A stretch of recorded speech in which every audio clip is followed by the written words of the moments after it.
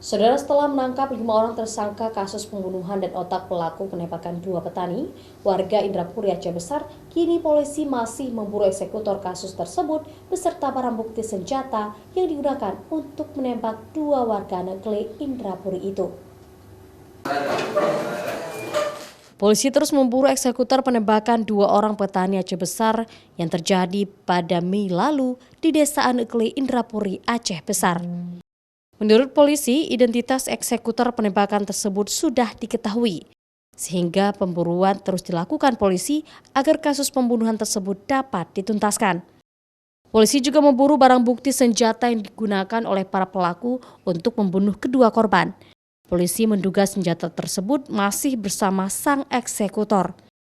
Dari olah TKP sebelumnya, polisi menemukan 4 selongsong peluru kaliber 5,56.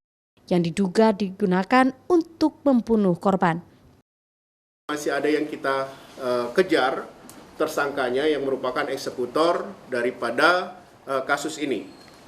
Selanjutnya kita akan tindak lanjuti perkara ini dengan memeriksa secara lebih mendalam para pelaku dan kemudian kita akan lengkapin berkas perkara, berkoordinasi dengan jaksa penuntut umum, dan kita saat ini tim masih di lapangan untuk mengejar barang bukti berupa senpi ataupun amunisi yang digunakan. Data yang kita dapatkan dari hasil penyelidikan bahwa tidak terkait dengan kelompok tertentu.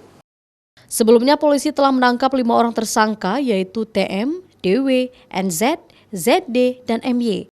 Dan yang terbaru adalah AB alias TW yang merupakan otak atau dalang dari pembunuhan 2 orang petani Anekle, Indrapuri, Aceh Besar. Mustajab, Kompas TV, Banda Aceh.